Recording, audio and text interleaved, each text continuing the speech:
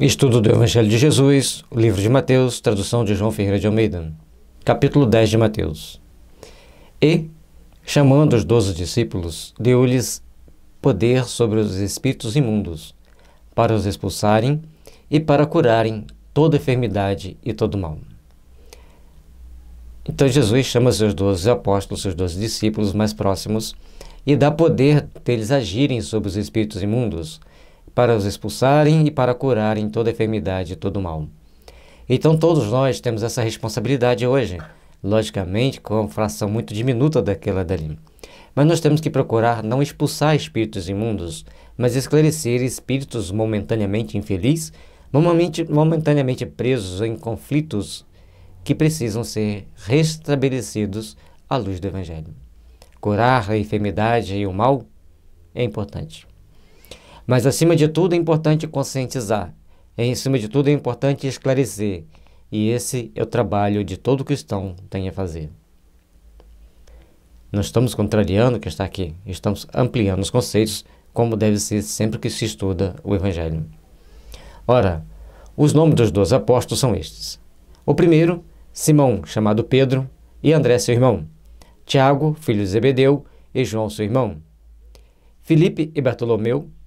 Tomé e Mateus, o publicano, Tiago, filho de Alfeu, e Lebeu, apelidado Tadeu. Simão, o zelote, Judas Iscariotes, aquele que o traiu. Jesus enviou estes 12 e lhe ordenou, dizendo: Não ireis pelo caminho das gentes, nem entreis em cidades de samaritanos, mas ide antes as ovelhas perdidas da casa de Israel.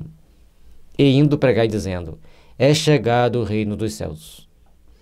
Na realidade, nós podemos entender aqui coisas bem importantes, e esse é chegado o reino dos céus é uma senha. Porque aqueles que estavam sintonizados com o Cristo, ao ouvirem essa frase, é chegado o reino dos céus, ficariam atentos. Procurariam, então, entender a mensagem, entender as explicações inerentes ao assunto e procurarem, com isso, irem raciocinando, irem tomando as ações devidas, as devidas atitudes, para estar construindo intimamente o entendimento daquele evangelho que os apóstolos, os discípulos, estavam pregando. Então, quando ele fala, Jesus ordenou, então ele deu uma ordem: vão e faça desse jeito. E, logicamente, que eles iam fazer exatamente quando Jesus falou, pela própria segurança deles. Não ireis pelo caminho das gentes, nem entrareis em cidade de samaritanos. Ou seja, passe por locais discretos, onde as pessoas não vão se aperceber muito que vocês estão passando. Não vão imaginar que vocês estão passando por ali. Por que isso? As cautelas que deveriam existir e os cuidados que eles deveriam tomar, a prudência que eles deveriam tomar contra certos malfeitores que não queriam o cristianismo nascente andando, prosperando, crescendo. Então, algum cristão andando pelos caminhos natural que as pessoas passavam sempre não deveriam ser utilizados. A questão da segurança. E por que não entrar nas cidades samaritanos? Porque eles eram muito discutidores. Mas ide antes as ovelhas perdidas da casa de Israel. Ou seja, a população de Israel já havia sido preparada pelos ensinos de Moisés e dos outros profetas que vieram depois, de que viria um Messias. E pela contagem, até a deportação para a Babilônia, 14 gerações. De Babilônia até a vinda de Jesus, 14 gerações. Então ali, eles tinham o parâmetro bíblico, histórico dos profetas, de que naquele momento viria o Messias. Então eles eram aqueles que estariam mais aptos a receber a mensagem. Os samaritanos que gostavam de certa divergência, pelo que a gente já entendeu, pelo que a gente estuda. Mas, em contrapartida, quando Jesus conversa com a mulher samaritana, ela o aceita imediatamente e vai à cidade chamar todos que estavam ali. Como Jesus já falou lá atrás, meu pai é como aquele que, tendo 100 ovelhas, uma se perde, ele deixa as 99 e vai cuidar daquela uma.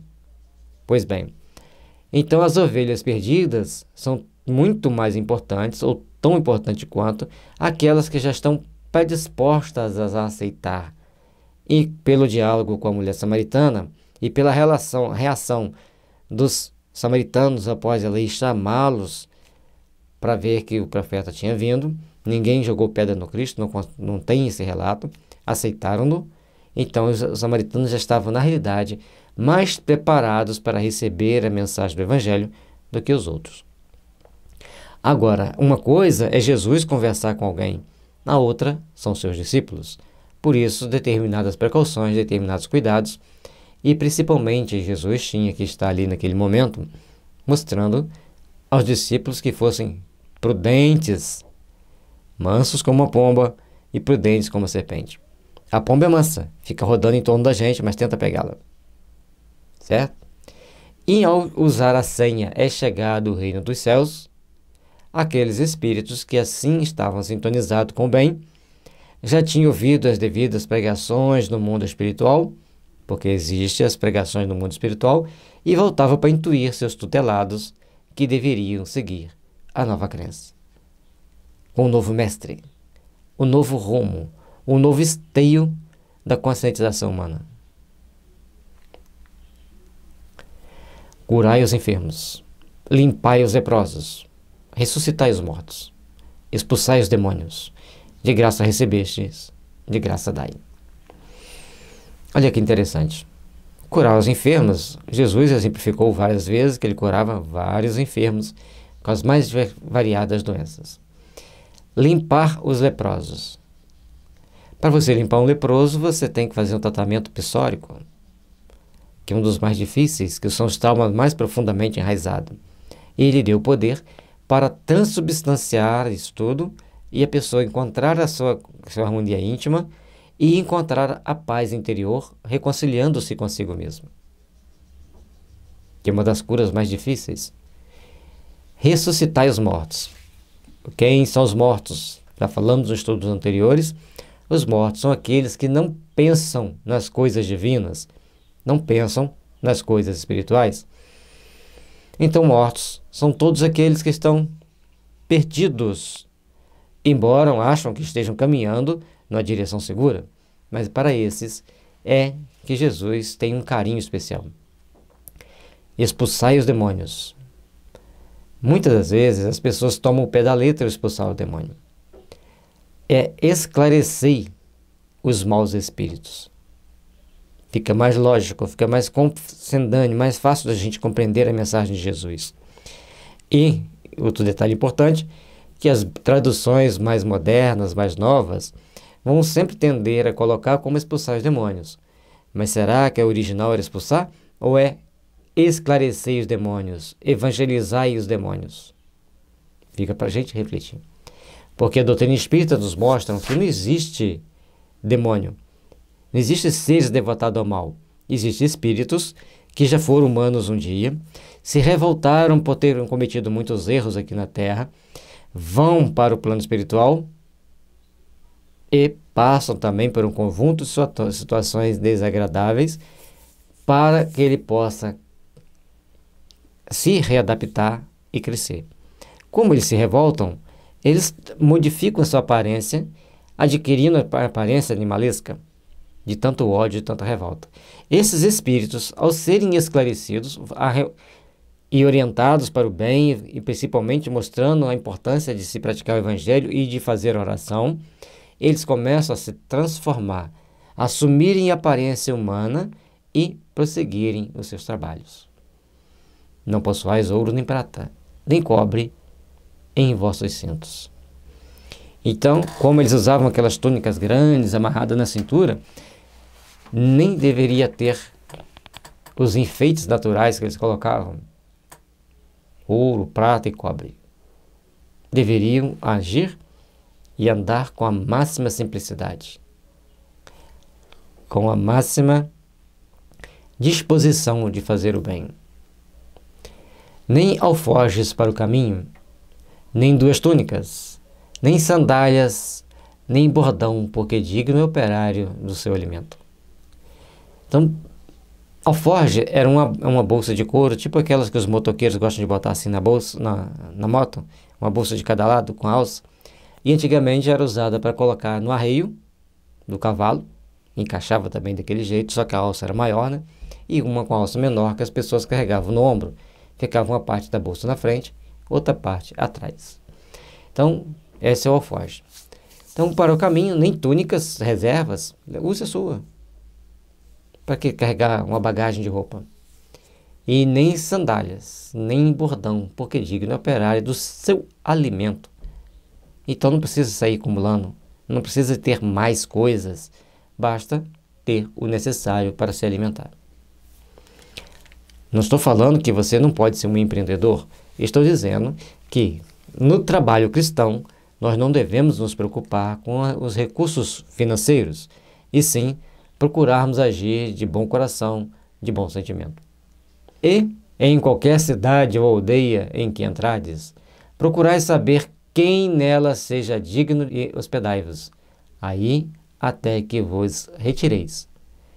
E quando entrardes em alguma casa, saudai-a.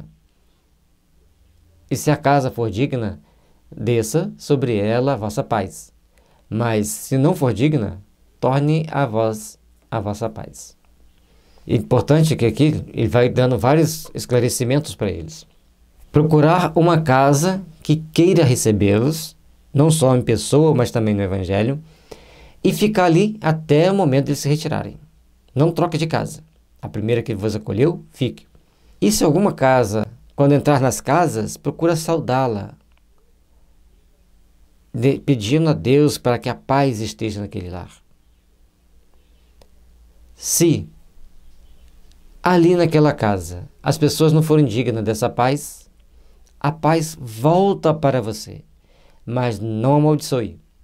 Não deseje mal, apenas viva o momento que você tem para viver com respeito, porque o outro não é obrigado a acreditar em você, não é obrigado a te aceitar, e vá procurar quem te acredite e quem te aceite. E, se ninguém vos receber, nem escutar as vossas palavras, saindo daquela casa ou cidade, sacudi o pó dos vossos pés.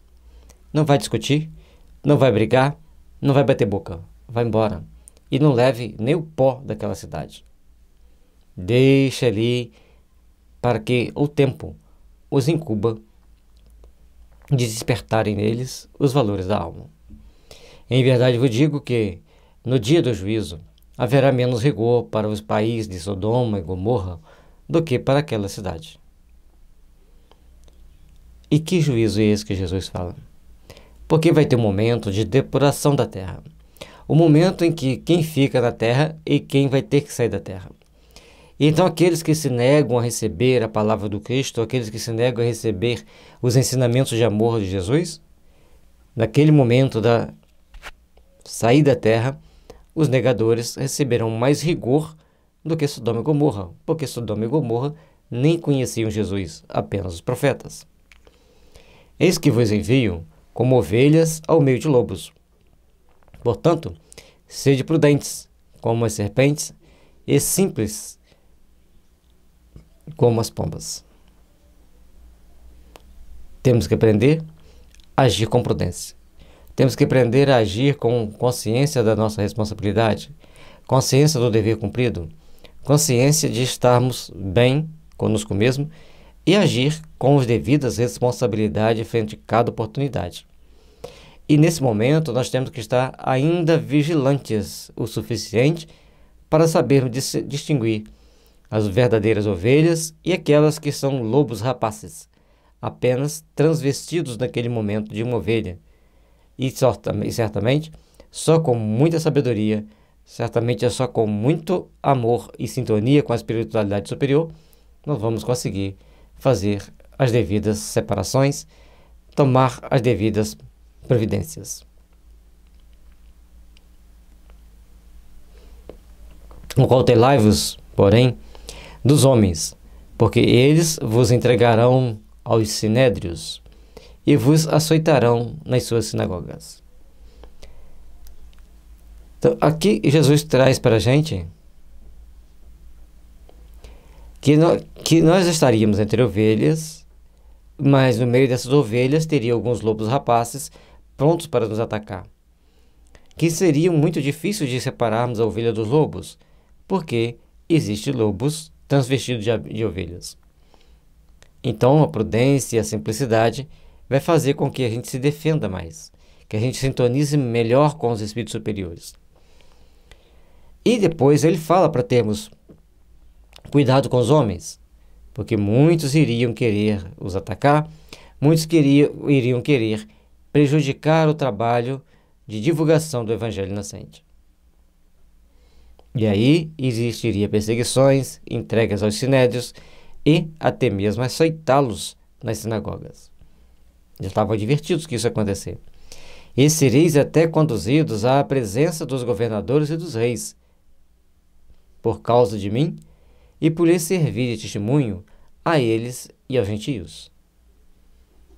Então, eles não só satisfeitos de castigá-los nas sinagogas, queriam levá-los até autoridades maiores. Mas Jesus alerta que, nesse momento, eles também estariam sendo levados àquelas autoridades. Porque a prisão de um cristão, diante de um rei, diante de um governador, diante de uma grande autoridade, estava mostrando para essas autoridades que existia um homem transcendente.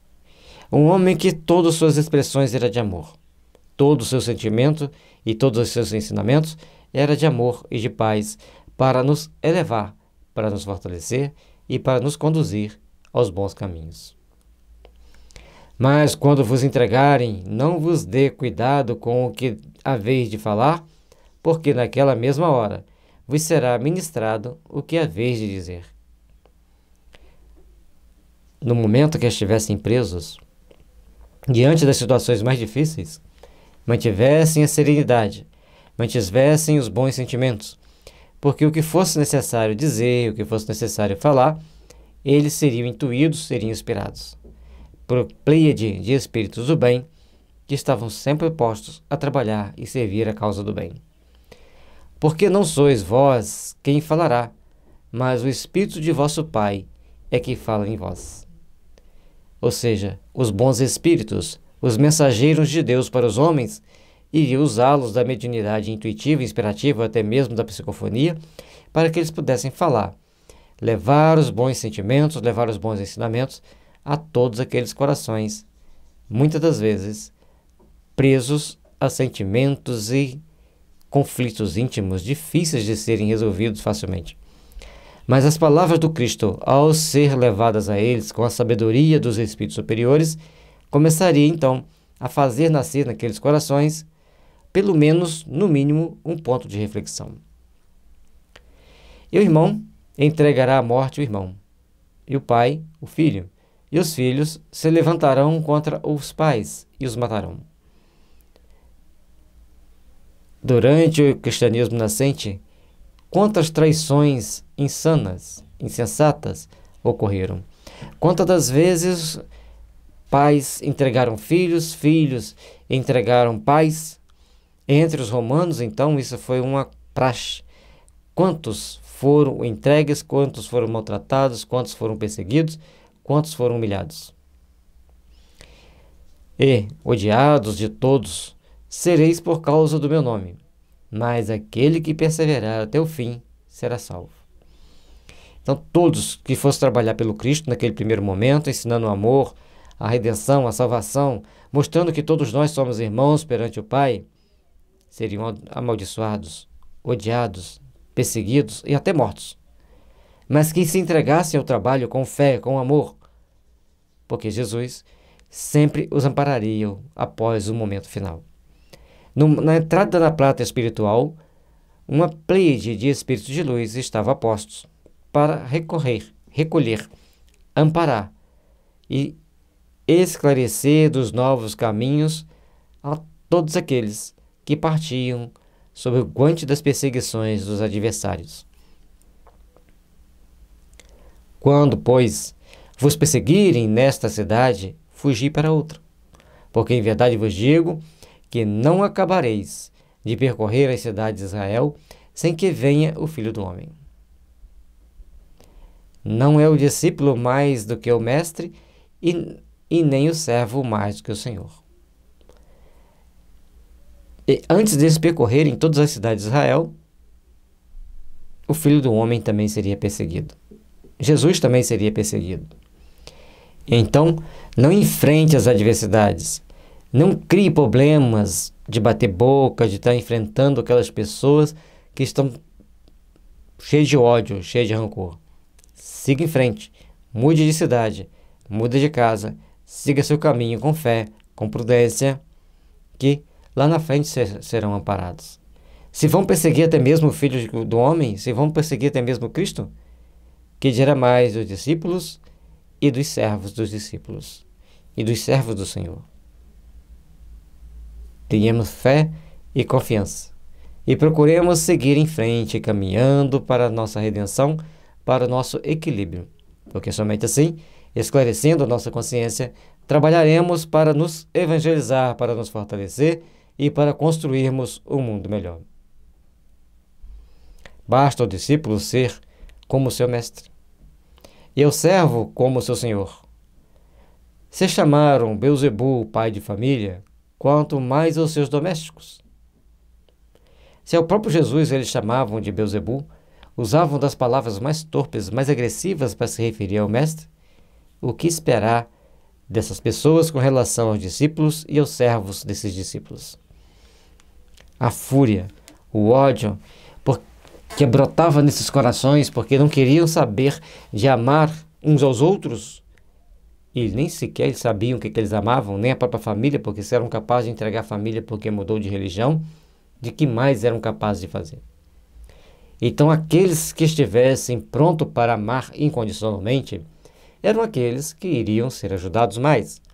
Se quisessem perseguir e atacar, afastem-se, com prudência. Mas se vos prenderem, não tem mais. Tenhais a coragem de agir e acontecerá o que for necessário.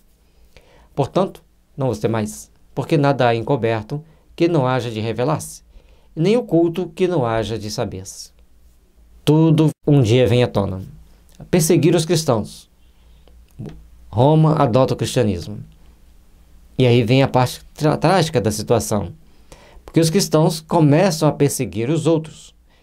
E, logicamente, passaram a cometer muitos delitos, vamos dizer assim, nos primeiros momentos, que começam a querer converter os outros, mas a pretexto de converter os outros, que até já fossem convertidos, tomaram atitudes insanas. É necessário que nós venhamos a compreender a necessidade de amar, a necessidade de perdoar. Cada um carrega em si a sua consciência e sabe as dores e as delícias de ser o que é. Cada um sabe onde está o seu conflito, onde está a sua dor, mas nem sempre tem a chave para transmutar esse conflito e a dor em felicidade e realizações. Portanto, tudo vai vir à tona, tudo vai ser descoberto. E, no momento que tudo vier à tona, tudo que for descoberto, estejamos em paz, estejamos em harmonia com os nossos corações, para prosseguirmos amando e servindo sempre, tal qual é a lei. O que vos digo em trevas, dizei-o em luz. E o que escutais ao ouvido, pregai-o sobre os telhados. Tudo o que Jesus estava passando, tudo que deveria ensinar, mesmo aquilo que ele falava apenas entre os discípulos, eles deveriam falar abertamente para o povo.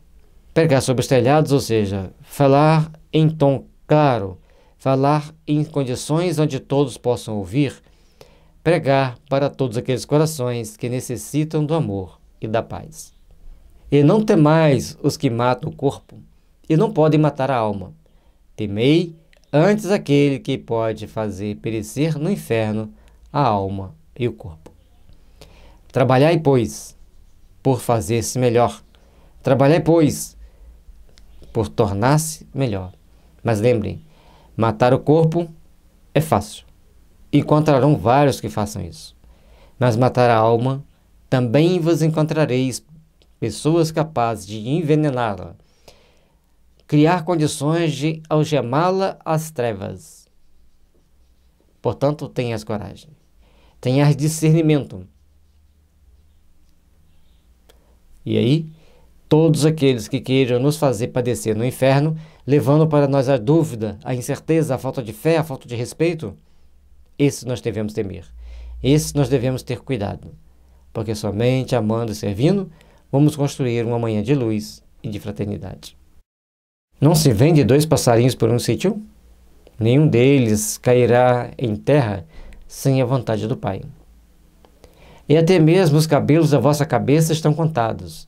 Não temais, pois, mais valeis vós do que muitos passarinhos. Precisamos aprender a acender a luz do amor e confiarmos em Deus. Precisamos saber caminhar com segurança, porque Jesus deixou claro que até os cabelos da nossa cabeça estão contados, e também a gente não pode fazer o cabelo nascer e crescer a nosso bel prazer. Portanto, temos que ter confiança em Deus, temos que ter respeito pelas pessoas, pela individualidade de cada um, e procurarmos levar a mensagem de paz, de esperança e de fé a esses corações, muitas das vezes tão amargurados. Portanto, qualquer que me confessar diante dos homens, eu o confessarei diante de meu Pai que está nos céus. Mas qualquer que me negar diante dos homens, eu o negarei também diante de meu Pai que está nos céus.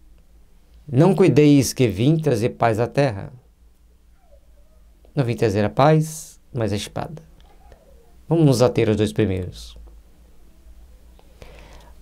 Todas as vezes que nós tivermos coragem de dizer, sou cristão, eu sigo Jesus, então nós estaremos tendo o privilégio e também no plano espiritual, sermos amparados por aqueles que crer no Cristo.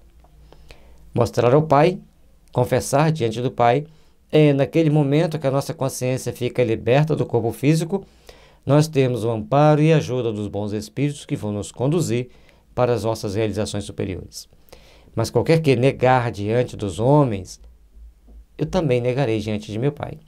Se você nega Jesus, se você não quer aprender os evangelhos, se você não quer entender os princípios básicos da vida espiritual, não quer entender que o homem nasce, cresce, reproduz, morre, reencarna, vive um tempo no plano espiritual, reencarna e segue seu ciclo evolutivo, tudo bem. Não quer acreditar nesse processo? Chegando no plano espiritual, vai estar junto de espíritos que também não acreditam nisso. E aí, você vai estar entre aqueles que não veem a claridade celeste, não veem a luz do amor, até que venham a tomarem consciência das suas responsabilidades e querer compreender algo mais. Então, confessar Jesus diante dos homens é você procurar entender as coisas espirituais, entender a vida espiritual, saber das vidas sucessivas, que a gente vai ver mais na frente, que Jesus ensina muito bem a reencarnação, e com isso a gente poder caminhar para a luz com segurança, com determinação e fé.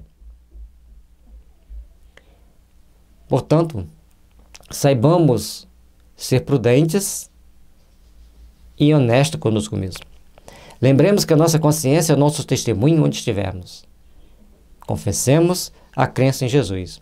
Mas, acima de tudo, que nossos atos e nossas palavras, nossos sentimentos também possam se transformar, tal qual a fé que temos no Senhor. Não cuideis que vim trazer paz à terra. Não vim trazer a paz, mas a espada. Então, ele está nos mostrando que ele veio trazer a espada. Que espada Jesus trouxe? Jesus trouxe uma espada tão poderosa que ele dividiu o mundo em duas partes. Antes de Cristo e depois de Cristo.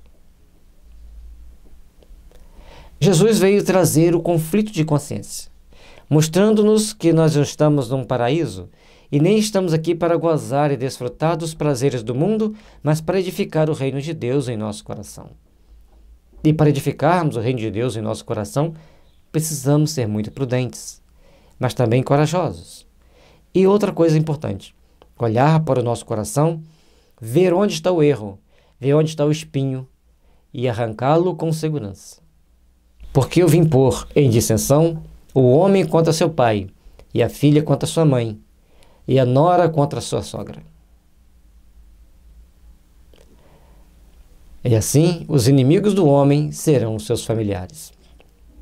Tem um filósofo indiano que ele fala que não é o pai que vai ser inimigo do filho, nem o filho inimigo da mãe, a filha inimiga da mãe, mas são nossos sentidos. O que a gente vê, a gente quer, mas a gente não pode. Então eu quero tocar, entre o que eu vejo, eu quero tocar e eu não posso, há o conflito. Entre o que eu ouço, eu quero falar, mas eu nem sempre posso falar tudo o que eu ouço, vem o conflito. E a sogra? A sogra é aquela pessoa que adentra a nossa família. São os novos ensinamentos, as novas informações que têm que transformar a nossa alma. Por isso, precisamos entender por vários ângulos para sermos melhores. Mas, logicamente, que quando ele coloca o pai contra o filho, ou o filho contra o pai, a mãe contra a filha contra a mãe, o que ele está dizendo? Os inimigos reencarnarão dentro dos mesmos lares para o processo de purificação. Porque anteriormente a Jesus, sem a tomada de consciência do amor, eles se matariam. Com Jesus, com a tomada de consciência para o amor, então começam a aprender a viver cultivando essa família, cultivando os melhores sentimentos. Em vez de serem inimigos, vão procurar edificar nas bases do amor uma amizade eterna, purificando-se do passado e construindo-se para o futuro. Portanto, nós que estamos dentro de uma família vivenciando nossos conflitos, procuremos colocar o sentimento de amor, procurar colocar o sentimento de misericórdia e de paz, para podermos crescer e aprendermos a conviver até com aqueles agregados que vêm para a nossa família, como a sogra, o sogro, os cunhados, porque nem sempre fazem parte de um ciclo de amizade. Mas nós temos que aprender, pelo dever e obrigação cristã, a conviver com amor, a conviver com responsabilidade, a conviver com construção de melhores sentimentos. Quem ama o pai ou a mãe mais do que a mim, não é digno de mim. E quem ama o filho ou a filha mais do que a mim, não é digno de mim. Então, nós temos que amar a Jesus mais do que os que estão aqui. Logicamente que nós temos o dever de amar nosso pai, nossa mãe, nossos avós, nossos irmãos, nossas irmãs, nossos cunhados. Mas temos que saber que tem um limite. Temos a consciência e temos que aprender a servir com Jesus. Se essas pessoas querem que a gente tome atitude que seja incondizente com as realidades divinas, afastemos e orientemos-los. Se eles não querem seguir as nossas orientações, aí é uma outra situação. Temos que tomar atitude mais justa, mais segura, mas temos que entender que temos que aprender a amar aos nossos familiares, sim, mas temos que ter um amor muito maior por Jesus, que Ele nos ampara e nos coloca onde se faz necessário o reajuste de conta. E quem não toma a sua cruz e não segue após mim, não é digno de mim. Quem achar a sua vida, perdê-la. E quem perder a sua vida por amor de mim, achá-la. Achar a vida, construir essa vida, é porque muitas das vezes a gente pensa assim: olha, vou ganhar na Mega Sena, vou passear pelo mundo, vou ter as melhores roupas, vou ter os melhores carros, posso até ter um avião. Mas, em contrapartida, isso é desperdiçar a sua vida. Isso é você esbanjar os tesouros divinos. E perder a vida, a pessoa fala assim: você está perdendo tempo, sábado à tarde, fazer campanha do quilo? Ah, eu prefiro ir para a piscina. Isso é achar o caminho do amor da vida por amor ao Cristo, pela solidariedade e pela compaixão. E não é errado ganhar na Mega Sena. Errado é fazer mau uso do dinheiro que você ganhar. Então nós temos que saber que temos que usar o dinheiro, nós temos que usar os nossos bens materiais com sabedoria e prudência para construirmos uma manhã de luz e de paz. Quem vos recebe, a mim me recebe. E quem me recebe a mim, recebe aquele que me enviou. Mostra-nos o Mestre que todos estamos aqui para aprendermos a caminhar com o Pai.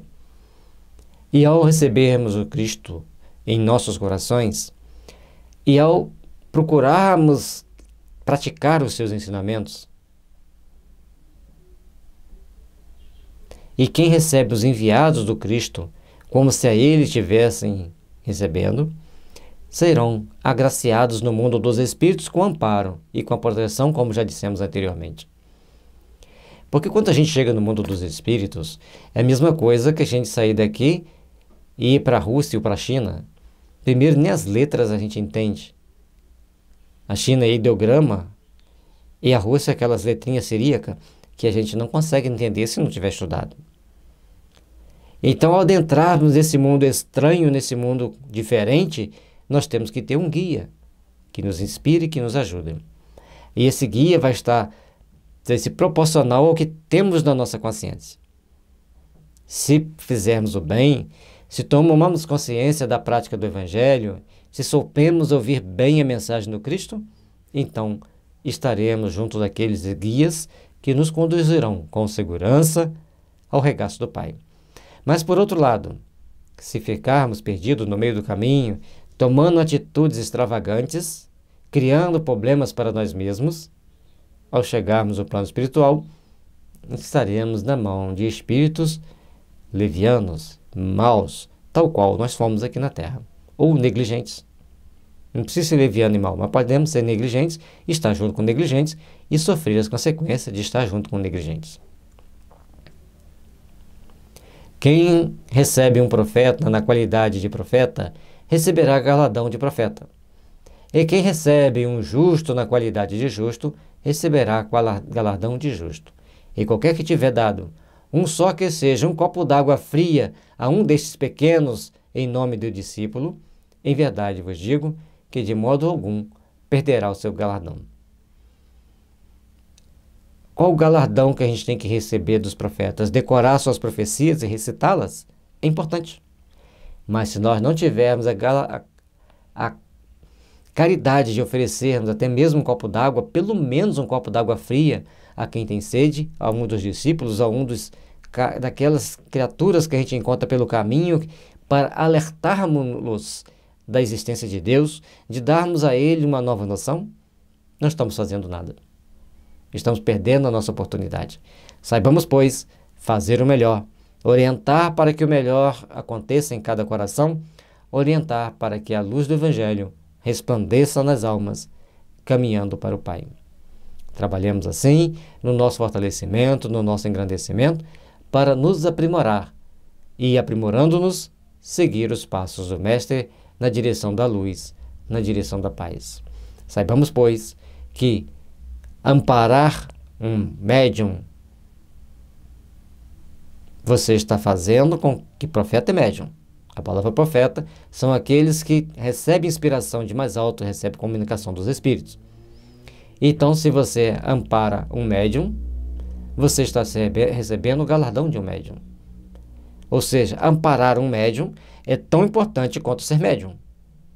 Mas tão importante quanto uma coisa ou outra é você fazer a caridade, nem que seja dando um copo d'água fria a quem tem sede.